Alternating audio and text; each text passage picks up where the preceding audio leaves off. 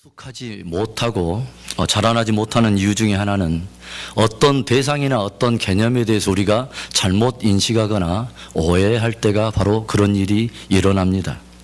어떤 대상이나 개념에 대해서 잘못 인식하거나 오해를 하게 되면 그렇게 잘못된 편견이나 그 오해를 가지고서 잘못된 반응을 하게 되고, 그런 잘못된 반응 때문에 우리의 믿음이 성숙하지 못하게 되는 것입니다.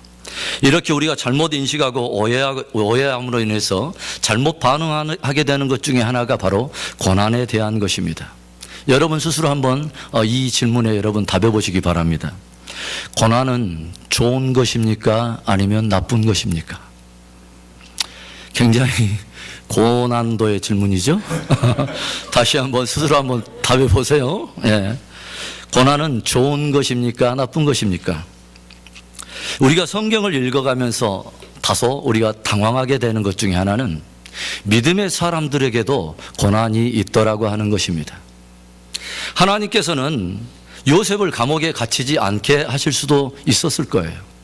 하나님께서는 할 수만 있다면 다니엘을 사자굴에 던지지 않도록, 또 다니엘의 친구들이 7배나 뜨거운 풀무불 속에 들어가지 않아도 될 정도로 하나님께서는 고난 가운데 그들을 허락하지 않으실 수도 있었다는 것이죠. 또 에레미야가 구덩이에 던져지지 않도록, 바울이 탄 배가 유라굴로 광풍을 만나지 않도록 주님은 얼마든지 하실 수 있는 하나님이셨어요. 그런데 주님께서 그들을 그러한 고난 가운데 허락하시더라는 것이죠. 그래서 믿음의 사람들에게 고난당함을 주님께서 허락하시더라는 거예요. 그래서 우리가 여기에서 고난에 대해서 다시 한번 정확히 깨달아야 될 것 중에 하나는, 모든 세상 사람들에게 고난과 시험이 오되 우리 그리스도인들에게도 고난과 시험은 얼마든지 올 수 있다고 하는 것입니다. 그리스도에게도 고난이 올 수 있는가? 그리스도인에게도 시험이 올 수 있는가? 이 질문에 대해서 성경은 그럴 수 있다고 지금 대답을 하는 것입니다. 그래서 많은 사람들이 오해하거나 잘못 인식하고 있는 것 중에 하나는 그리스도인들에게는 고난이 없다고 생각하는 거예요. 나에게는 고난이 찾아오지 않을 거라고 생각하는 것입니다. 그래서 그렇게 잘못 인식하고 있다가 고난이 찾아오게 되면 시험에 듭니다. 어떻게 하나님께서 나에게 이런 고난을 허락하실 수가 있단 말인가? 하나님께서 살아계신다면 이런 고난이 나에게 절대로 올 수 없다고 생각하는 것이죠. 그런데 성경은 하나님께서 그 고난을 허락하신다는 거예요. 우리 그리스도인들은 모든 것을 깨닫고 이해하고 인식하는 기준이 바로 하나님의 말씀이어야 합니다. 그래서 우리는 하나님의 말씀이 고난을 어떻게 정의하고 있는가, 그리고 하나님의 말씀이 고난에 대해서 어떻게 말씀하시는가를 우리는 잘 듣고 우리가 그 말씀에 따라서 인식의 기준을 가질 필요가 있다고 하는 거예요. 고난에 대해 우리의 잘못된 오해와 인식에 대해 성경이 바로잡아주는 사실 하나는, 우리 그리스도인들에게도 고난은 얼마든지 있을 수 있다는 것입니다. 우리 한번 따라서 해보겠습니다. 나에게도 고난은 올 수 있다. 옆에 분들에게도 한번 반갑지 않는 인사처럼 한번 해보세요. 이렇게 인사해 봅시다. 집사님에게도 고난이 올 수 있습니다. 별로 인사하면서도 별로 마음이 달갑지 않은 그런 인사고, 또 받으면서도 마음이 껄쩍지근한 그런 인사죠. 그렇다면 이 고난과 시험은 과연 사람들이 그렇게 생각하듯이 나쁜 것일까요? 여러분, 고난이 그렇게 나쁜 것입니까? 그런데 이 고난에 대한 평가에 대해서 성경은 결코 그렇지 않다고 말합니다. 이 고난은 나쁜 것이 아니라 우리들에게 매우 유익한 것임을 성경이 전해주고 있습니다. 이 고난이 결코 쉬운 문제는 아니지만 그것이 결코 나쁜 것이 아니라 우리의 신앙에 매우 유익하다는 거예요. 심지어는 야고보서 1장 2절에는 내 형제들아, 너희가 여러 가지 시험을 만나거든 온전히 기쁘게 여기라고까지 오히려 우리를 도전하고 있습니다. 고난을 만나면 우리는 당연히 아픈데, 고난을 당하면 우리는 그것을 극복하기가 너무 어려운데, 마음이 어려운데, 성경은 오히려 시험과 고난을 만날 때 우리에게 기뻐하라고 오히려 도전하고 있는 것입니다. 우리가 고난을 이기려면 고난에 대한 잘못된 인식부터 우리는 바꿀 필요가 있어요. 고난이 올 때 성경의 말씀을 따라서 기쁘게 여기는 것입니다. 말씀에 순종해서 고난이 오면 기쁘게 여기고 한번 보는 거예요. 그래서 우리는 고난과 시험이 올 때 모든 사람들은 좌절하고 오히려 낙담하지만 우리 그리스도인들은 하나님의 말씀을 쫓아서 고난이 올 때 너희들은 온전히 기쁘게 여기라는 말씀에 순종해서 오히려 기쁨으로 출발하는 것이 다른 사람들과 다른 관점이에요. 우리 옆에 분들에게 이제 또 이렇게 인사합시다. 고난이 오면 기쁘게 여깁시다. 시작. 나에게도 고난이 올 수 있다. 그리고 고난이 오면 기쁘게 여깁시다. 목사님께서 오늘 아침에 굉장히 부담스러운 인사를 서로 나누게 하시는데 그렇게 의아해할 것이 아닙니다. 저의 말이 아니라 성경의 말씀이고 오늘 이 전하고 우리가 듣는 이 말씀을 통해서 저와 여러분에게는 이 말씀이 축복된 복음이 되어야 할 줄로 믿습니다. 그렇다면 성경에서는 고난이 올 때 왜 기쁘게 여기라고 우리에게 말합니까? 도대체 우리가 기쁘게 여기기까지 할 만큼 고난이 우리에게 가져다주는 유익함은 무엇이란 말입니까? 첫째로 고난은 우리의 믿음을 순결하게 만들어줍니다. 한번 따라서 합시다. 고난은 우리의 믿음을 순결하게 만들어줍니다. 들어가지 않게 하실 수도 있었지만 요셉이 감옥에 들어감으로 인해서 요셉은 깊은 인내를 배우게 돼요. 그리고 감옥에 있는 순간 그 이전에는 전혀 없었던 정말 하나님과의 깊은 친밀함을 배우게 됩니다. 들어가지 않게 하실 수도 있었지만 다니엘이 사자굴에 들어감으로 인해서 그의 친구들이 풀무불 속에 들어감으로 인해서 그들은 하나님을 의지하는 그 믿음이 더욱더 간절해지고 풀무불 속에서 사자굴 속에서 그들은 자신이 가졌던 믿음의 확증을 얻을 뿐만 아니라 바로 그 속에서 능력의 하나님을 경험하게 됩니다. 이전보다는 비교할 수 없을 만큼 저들의 믿음은 고난이라고 하는 이 터널을 통과하면서 순결해지고 고난을 통해서 그들은 더욱 강해지고 성숙해진 것입니다. 오늘 본문이 기록되어 있는 고린도후서에서 바울은 자신이 복음을 전하면서 당하게 된 고난을 피력하고 있어요. 마치 내가 당한 고난은 하나님께서 우리를 세상 미말에 둔 찌꺼기처럼 세상 미말에 두고 사형 선고를 내리는 것처럼 그렇게 팽개쳐진 그런 고난이었다고 고백을 하고 있습니다. 그러나 이런 고난을 통해서 알게 된 중요한 깨달음에 대해서 고린도후서 1장 9절에 이렇게 고백을 하고 있습니다. 우리 함께 읽어봅니다. 시작. 우리 마음에 사형 선고를 받은 줄 알았으니 이는 우리로 자기를 의뢰하지 말고 오직 죽은 자를 다시 살리시는 하나님만 의뢰하게 하심이라. 마음에 사형 선고를 받은 줄로 알았을 만큼 이 죽을 고난에 팽개쳐져 버렸는데 하나님께서 우리를 그런 고난에 두신 것은 다시는 우리 자신을 의지하지 않고 오직 죽은 자 가운데서 다시 살리실 하나님만 의뢰하게 하려 하심이라. 여기서 우리가 주목해야 될 그 단어는 하나님만이라고 하는 단어예요. 이전에 우리가 고난이 오기 전에는 다른 무엇인가도 함께 의지하고 하나님도 의지했지만 이 정말 세상 미말의 찌꺼기처럼 팽개쳐버린 이런 고난에 처하면서 사도 바울은 뭐예요? 하나님만 의지하게 되었다고 하는 거예요. 하나님께서 우리 인생에 적절한 고난을 두신 것은 우리로 하여금 그분께 가까이 나오게 하고 우리의 믿음을 순결하게 빚기 위한 하나님의 섭리가 있다고 하는 것이죠. 우리에게 고난이 허락될 때 우리는 가장 정직하고 정말 이전에 없던 가장 간절한 기도를 우리는 그 고난의 순간에 배우게 돼요. 그리고 그 고난을 하나님 앞에 드리게 됩니다. 우리는 고난 속에서만 경험할 수 있는 그분의 능력과 또 고난 속에서만 경험할 수 있는 그분의 하나님 되심을 우리는 비로소 배우게 된다고 하는 것이죠. 하나님만 의뢰하게 하려 하심이라. 야고보서 1장 12절의 말씀입니다. 시험을 참는 자는 복이 있도다. 이것의 옳다심을 인정받은 후에 주께서 자기를 사랑하는 자들에게 약속하신 생명의 멸류관을 얻을 것임이니라. 성경은 우리가 고난을 당할 때, 시험을 당할 때 그것을 기쁘게 여기고 그 고난받는 인생을, 시험받는 인생을 오히려 복되다고 말을 합니다. 왜냐하면 이것의 옳다심을 인정받은 후에 하나님께서 그 사랑하는 자들을 위해서 예비하신 생명의 멸류관을 주시기 때문입니다. 오늘 이 본문을 우리가 살펴본다면 하나님께서는 누구에게 고난을 허락하시느냐? 바로 자기가 사랑하는 자들에게 고난을 허락하신다고 하는 거예요. 그러면 왜 허락하시느냐? 이것의 옳다심을 인정받은 후에 그에게 멸류관을 주시기 위한 고난이라고 하는 거예요. 그렇다면 여러분, 다시 한번 대답해 보세요. 고난은 좋은 것입니까? 나쁜 것입니까? 좋다고 이 답하신 분들은 앞으로 고난 속에서 많이 이렇게 연단 받으시고 더 큰 열매를 맺을 수 있기 바라요. 육상 경기 중에 여러분 허들 경기를 아시죠? 적절한 그 코스마다 간격으로 허들을 설치해서 그러한 장애를 뛰어넘어 달려 목표점에 가장 먼저 도착하는 사람들을 선발해내는 그러한 가늠해보는 그런 경기죠. 그런데 만일 앞에 허들이 있고 장애가 있다고 해서 그 사람이 달리는 사람이 이것들을 무시하고 달리거나 아니면 장애가 너무 어려워 보이고 이것이 힘들어 보이기 때문에 매일 비껴서 달리고 피해서 달린다면 이 사람이 다른 사람을 제치고 가장 먼저 골인한다고 해서 그 사람에게 상이 주어질까요? 결코 상은 주어지지 않을 거예요. 왜냐하면 그 경기의 원칙 자체가 허들 경기이기 때문에 그렇습니다.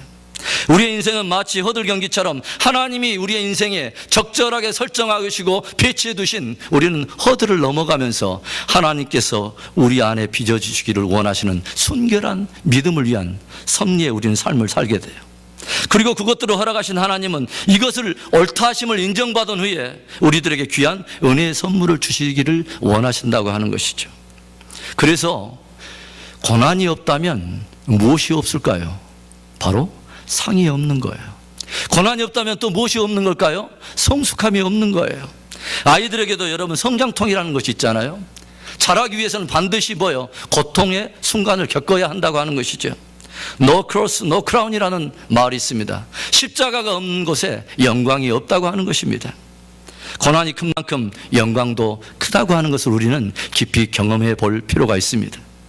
우리에게 시험이 허락되고 고난이 허락될 때 우리가 기억해야 될 것은 우리가 감당할 만한 능력이 되니까 하나님께서 그 고난을 우리에게 허락하셨다고 하는 것입니다.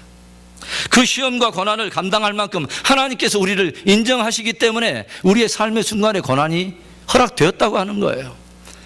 그것이 마귀로부터 오는 혹시 유혹과 시험이라 할지라도 내가 오늘 믿음의 온전한 길을 걷고 있기 때문에 그 믿음 한번 흔들어 보려고 마귀가 가져다주는 시험과 유혹이 있겠지만 일단은 내가 가지고 있는 믿음은 진짜라고 하는 거예요. 그래서 우리의 시험과 고난이 올 때 내가 감당할 만하니까 주어진 것이구나. 그리고 이것을 걷더니 옳다 하심을 인정받게끔 내가 이것을 넘어선다면 하나님께서는 예비하신 그 약속의 면류관 그리고 성숙이라고 하는 보다 귀한 그 은혜 이것을 우리에게 주시겠구나. 이런 인식의 전환이 오면요 그 뒤로부터는 어려움이 올 때에 마음속에 생각이 달라지는 거죠. 아하, 내가 감당할 만하니까 하나님께서 이것을 허락하시고 내가 이것의 옳다심을 인정받은 후에 하나님께서는 내게 놀라운 선물을 지금 주시려고 하시는구나. 그래서 우리는 이 고난에 대해서 당당하게 기쁨으로 직면하면서 우리는 넘어설 수 있게 되는 것입니다. 더군다나 하나님께서는 고난을 당할 때 우리 스스로에게 그 모든 것을 감당하라고 말씀하지 않습니다. 고난을 당할 때 하나님께서는 주님께 가까이 나오라고 말씀합니다. 성경이 무엇을 말합니까? 고난당하는 자가 있느냐? 저는 기도할 것이요. 하나님께서는 그 고난당할 즈음에 우리로 하여금 주님께 나오면 주님께서는 능히 피할 길을 내시고 그것을 걷더니 이길 수 있는 능력을 주시겠다고 하는 것입니다. 성경이 무엇을 간증합니까? 고난이 없을 때는 굉장히 부실하게 살다가 고난이 다가올 때에 하나님 함께 간절히 부르짖더니 하나님께로부터 능력을 받고 하나님께부터 능력을 받더니 한 시대를 변화시키는 그 변화의 주역으로 쓰임받은 수많은 사람들의 그러한 간증의 이야기들을 다루고 있지 않습니까? 저희들이 우리랑 다른 사람이라고 말하지 않아요. 우리랑 성정이 똑같은 사람이라고 말을 합니다. 다만 모든 사람들에게 허락된 그 고난 속에서 고난을 어떻게 인식했느냐 그리고 고난에 대해서 어떻게 반응했느냐가 다르다고 하는 것이죠. 모든 이들에게 허락된 고난을 혼자만 겪는 것처럼 혼자 원불교인이 되었느냐. 무슨 말이에요? 원망과 불평과 교만에 빠져가지고 혼자 쓰러졌느냐? 아니면 하나님을 더 간절히 의지함으로 성숙해지고 더 강건해짐으로 하나님 앞에 쓰임받았느냐? 다르다는 거예요. 고난을 당했더니 다 팽개쳐버리고 타락하고 방탕으로 빠져버렸느냐? 아니면 이 고난 속에 두신 하나님의 고귀한 섭리를 우리가 신뢰하면서 하나님을 의지함으로 승리했느냐, 그 반응이 다르다고 하는 거예요.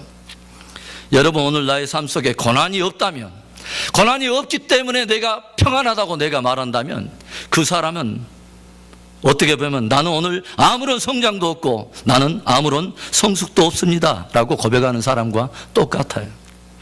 요나가 사명의 길을 피해서 다시스로 가고 있는데 계속 순풍이 불면서, 풍랑이 일지 않고 계속 순풍이 불면서 결국은 다시스로 도착을 했다면 요나의 이름은 성경에 오르지 않습니다.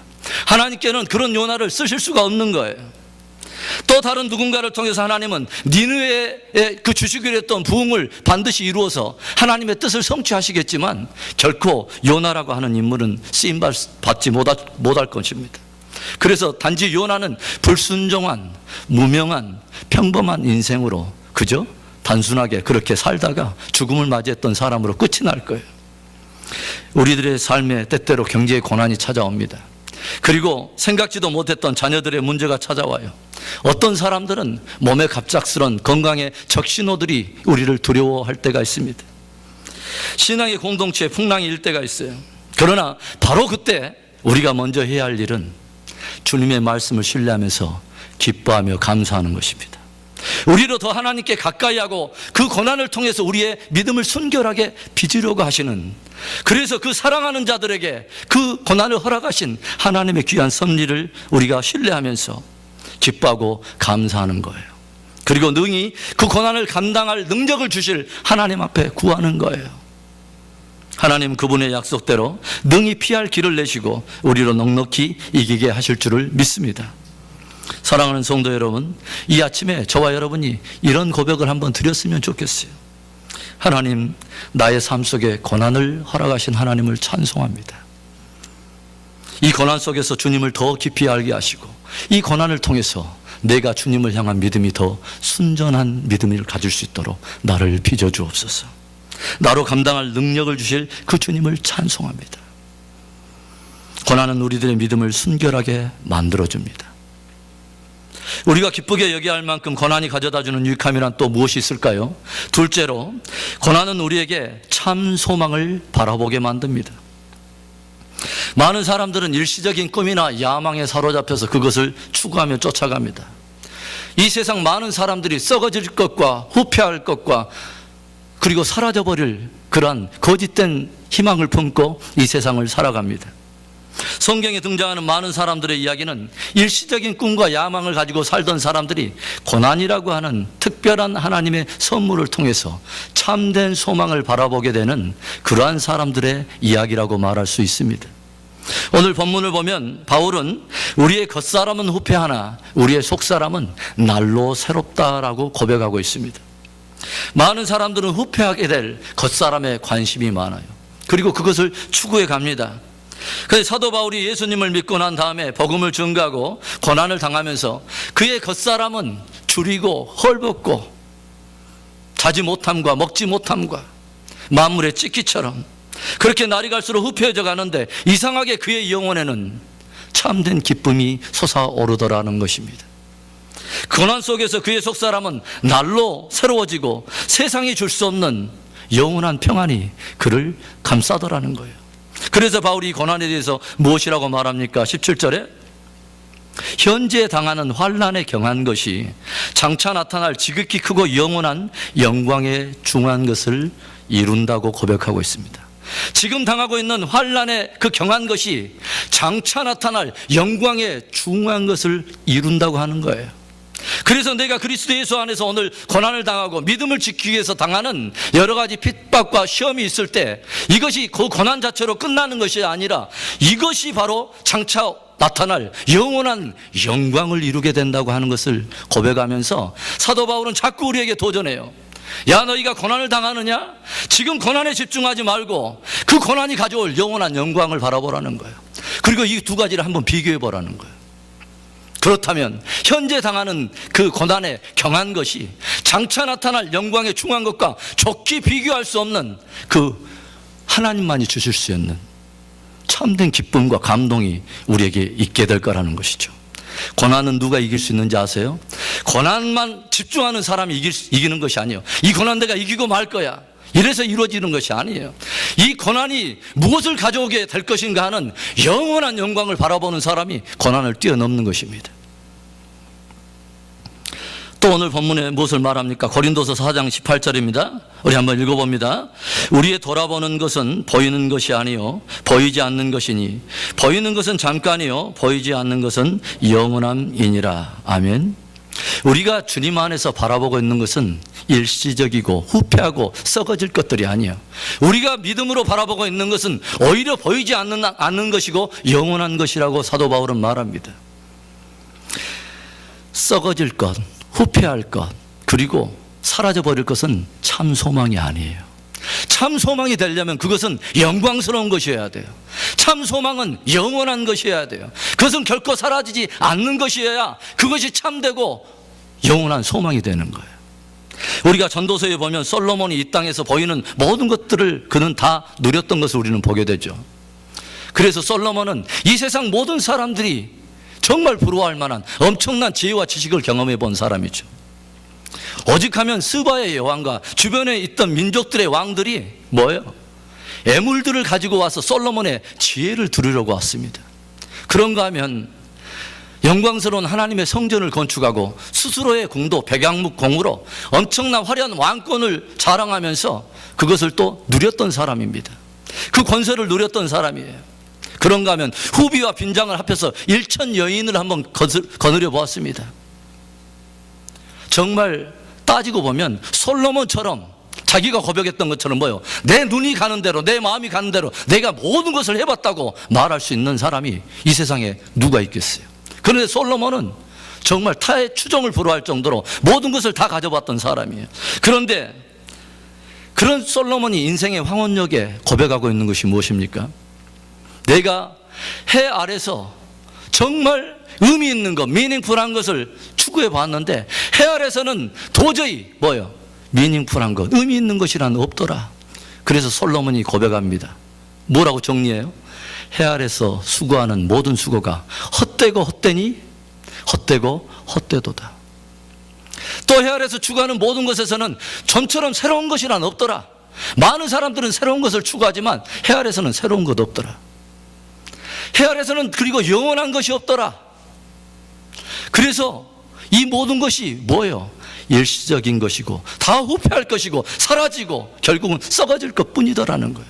그래서 전도서는 우리에게 도전하는 거예요. 뭐예요? 헛되고 헛되다라고 미리 결론을 딱 내리고 솔로몬이 가지고 있는 결론을 저와 여러분도 빨리 내리기를 솔로몬은 기대하고 있는 거예요. 이 세상에는 도무지 기대할 것 없다. 그리고 나서 우리에게 한 가지 질문을 하게 만듭니다. 그렇다면 어디에 도대체 새로운 것이 있는 것인가?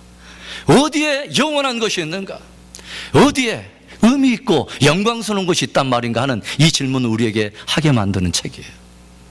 그리고 성경은 이렇게 말씀을 전해줍니다. 고린도서 5장 17절입니다. 함께 읽습니다. 그런즉 누구든지 그리스도 안에 있으면 새로운 피조물이라. 이전 것은 지나갔으니 보라 새 것이 되었도다. 존재가 새롭게 되지 않으면 아무것도 새로운 것은 없습니다. 그러나 누구든지 그리스도 예수 안에 있으면 새로운 피조물이라. 해 아래서는 새로운 것이 없지만 주 안에서는 새로운 존재가 있더라는 것이죠. 요한일서 2장 17절도 우리 함께 봅니다. 이 세상도 그 정욕도 지나가되 오직 하나님의 뜻을 행하는 이는 영원토록 거하느니라. 오직 하나님의 뜻을 행하는 이는 영원토록 거하느니라. 해 아래서는 영원이라고 하는 개념이 자리 잡을 수 있는 것이 없는데 주 예수 그리스도 안에서는 영원토록 거하는 이들이 있다는 거예요. 고린도전서 15장 58절입니다. 또 읽어봅니다. 그러므로 내 사랑하는 형제들아 견고하여 흔들리지 말며 항상 주의 일에 더욱 힘쓰는 자들이 되라. 이는 너희 수고가 주 안에서 헛되지 않은 줄을 알미니라.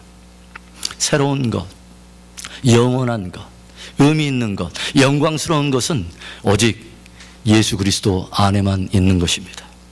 그래서 하나님께서는 우리가 잘못된 것을 붙들고 잘못된 것을 우리가 집착하고 그것에 뿌리를 내리려고 할 때 주님은 고난이라고 하는 끌과 정을 통해서 우리의 그 잘못된 관점을 벗겨내시고 잘못된 집착을 도려내시고 그런 그릇된 소망을 잘라내심으로 인해서 오직 우리가 참된 소망만을 붙들도록 인도하시는 것입니다. 고난은 좋은 것입니까? 아니면 나쁜 것입니까? 유익한 것입니다. 여전히 사라져버릴 것, 아직도 후패해버릴 것, 썩어질 것을 붙들고 살아가는 것은 지혜가 아닌 것입니다.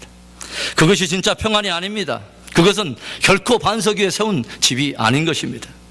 흔들리고 사라져버릴 것을 붙들고 있으면 그것이 사라져버릴 때 그 인생도 함께 무너져버리지만 영원한 것, 결코 흔들리지 않을 참 소망을 붙들고 살아가는 바로 그 사람, 그 인생이 복된 인생인 것입니다. 왜 우리에게 고난이 허락되고 그것이 우리에게 유익합니까?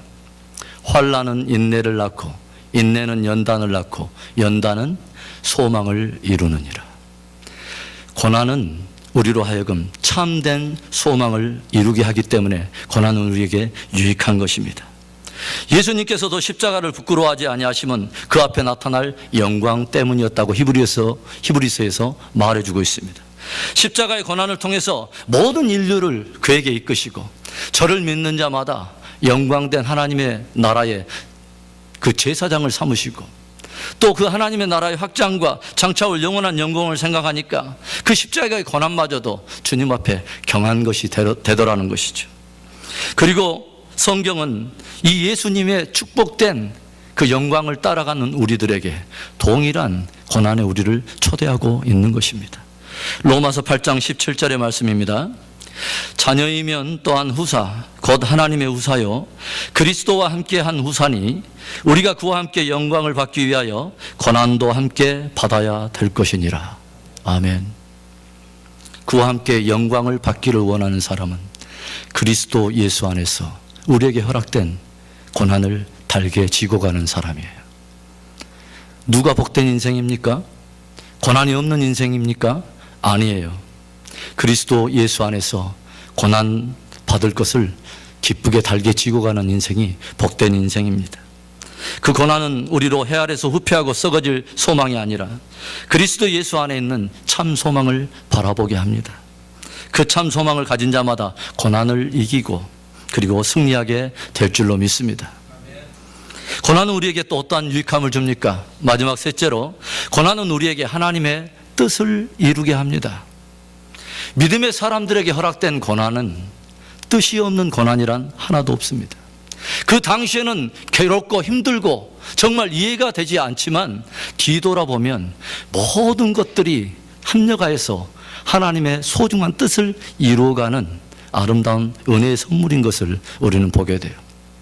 우리가 문자적으로 성경을 읽어서 그러지만 우리가 창세기에 보면 요셉이라고 하는 인물이 당했던 고난은 정말 굉장히 곤욕스러운 것입니다. 형제들의 질투와 시기 속에서 구덩이에 던져지고 미디안 상고들에게 노예로 팔려갑니다. 그런가 하면 그 미디안 상고들이 다시 애굽에 노예로 팔면서 요셉은 보디발의 집에 들어가서 종살이를 하게 되죠. 그리고 보디발의 아내의 유혹 때문에 억울한 누명을 쓰고 감옥에 들어가게 됩니다. 그리고 감옥 속에서도 잘 성실하게 그곳에서 여러 가지 재반 업무를 관리하다 보니까 여러 가지 그 죄수들을 관리하게 되고 정말 선한 증거를 얻다 보니까 거기에서 죄수들의 여러 가지 일들을 또 살피지 않습니까? 그런데 거기에서 술 맡은 간원장의 꿈을 해몽해 주었는데 이 술 맡은 간원장에게 자기가 다시 벼슬에 다시 돌아가게 되면 자기의 일을 좀 변호해 달라고 부탁을 했더니 술 맡은 간원장이 이 일을 전혀 개념치 않고 있음으로 인해서 2년 동안이라고 하는 또 뭐냐면 쓰디쓴 고난의 인내를 또 감수하게 되잖아요. 그리고 급기야 요셉은 이 오랜 고난의 터널을 지나서 바로 왕 앞에 서게 되고 바로의 꿈꿈을 해석하게 된 요셉은 대제국 애굽의 총리가 되어서 대제국 애굽의 제2의 지도자로 서게 되는 것을 우리는 보게 됩니다. 그런데 성경은 요셉이 역사의 수면 위에 드러나면서 이 사건과 맞물려 온 땅에 찾아올 어떤 큰 사건을 함께 기록하고 있는 것을 우리는 보게 돼요. 그게 어떤 사건입니까? 장차 온 땅에 찾아올 7년 대기근입니다. 어떻게 보면 하나님께서는 온 땅에 찾아올 이 엄청난 사건을 위해서 한 사람을 꾸준히 고난이라고 하는 터널을 통해서 준비해 오셨다고 하는 것을 우리는 알게 되는 것이죠. 엄청난 기근이 들면서 자기를 팔았던 형제들이 요셉을 찾아옵니다. 그리고 형제들과도 화해한 요셉은 아버지 야곱과도 뜨거운 감동의 회유를 하게 됩니다. 그리고 이 모든 자기가 겪어왔던, 당시에 당할 때는 이해하지 못했던 고난에 대한 이유를 뒤늦게 깨달은 요셉이 형제들에게 이렇게 말을 하죠. 창세기 45장 5절입니다. 당신들이 나를 이곳에 팔았으므로 근심하지 마소서, 한탄하지 마소서. 하나님이 생명을 구원하시려고 나를 당신들 앞서 보내셨나이다. 요셉은 뒤늦게 그 고난의 뜻을 알게 되었다는 것이죠. 그 고난의 의미가 무엇입니까? 바로 하나님께서 생명을 구원하시려고 이 모든 고난 가운데서 요셉을 오늘 바로왕 앞에까지 인도하셨다고 하는 것이죠. 그 하나님의 뜻이 뭐예요? 형제들의 생명을 살리고 모든 만인의 생명을 살리는 바로 하나님 당신의 일을 성취하시기 위한 것이었습니다. 훗날에 아버지 야곱이 죽자 형제들은 요셉이 이제는 요셉이 우리를 죽이려 들 거야 두려워하고 있을 때 요셉은 다시 그 형제들에게 이런 말을 들려줍니다. 창세기 50장 20절과 21절입니다. 요셉이 그들에게 이르되 두려워 마소서, 내가 하나님을 대신하리이까.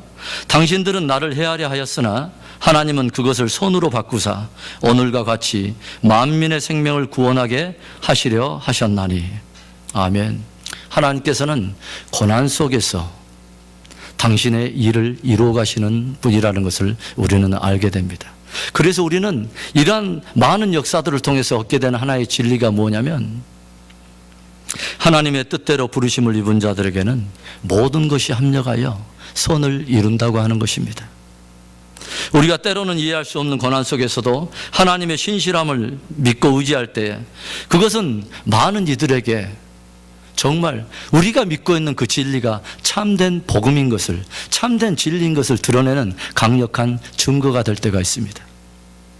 어떤 사건 속에서 한 사람이 믿음으로, 나는 이 사건 속에서 나는 믿음으로 반응할 거야, 나는 이 고난 속에서 내가 가지고 있는 진리 위에서 나는 반응할 거야 라고 결정할 때에 그것이 많은 사람들에게 얼마나 강력한 복음에 대한 메시지가 되는지 모릅니다. 다니엘의 세 친구인 사드락과 메삭과 아벳느고에게 위기가 찾아옵니다. 두라 평지에 느부갓네살 왕이 큰 근신상을 세워놓고 이것에 절하지 않는 모든 사람들은 평상시보다 7배 뜨거운 불 속에서 던져 죽게 하겠다는 것이죠. 그런데 이 큰 위기 앞에 이 세 친구들은 믿음으로 자기의 신앙을 사수하겠다는 거예요. 생명을 걸고 사수하겠다고, 믿음으로 반응하겠다고 결정을 합니다. 그리고 그들은 자기들이 결정한 그 대가로 풀무불 속에 던져 죽게 될 위기 가운데 처하게 되죠.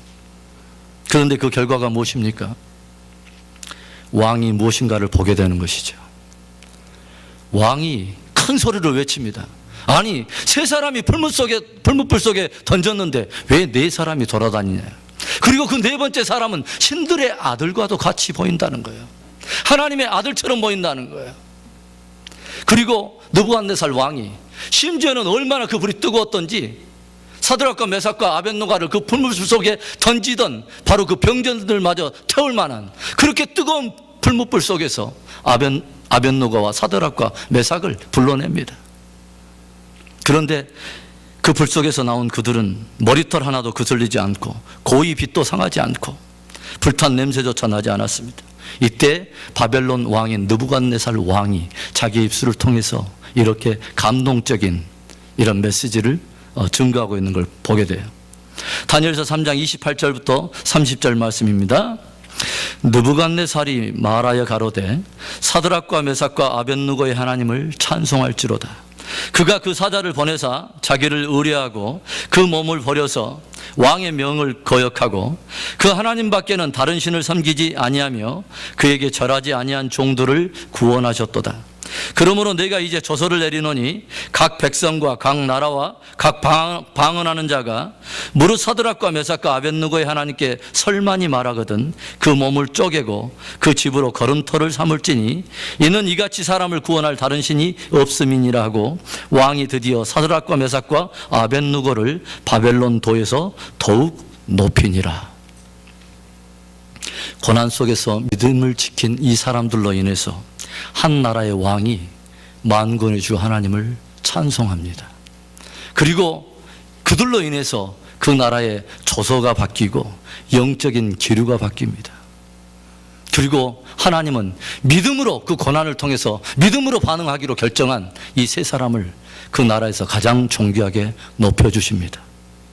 고난 가운데서 믿음으로 반응하는 그들을 통해서 하나님은 자신의 영광을 드러내시는 그분의 일을 이루게 되신 것입니다. 오늘은 예수님께서 나귀를 타고 예루살렘 성에 입성한 날입니다. 십자가를 지시기 위해서. 그리고 내일부터는 십자가를 향한 고난주간이 시작되는 것이죠.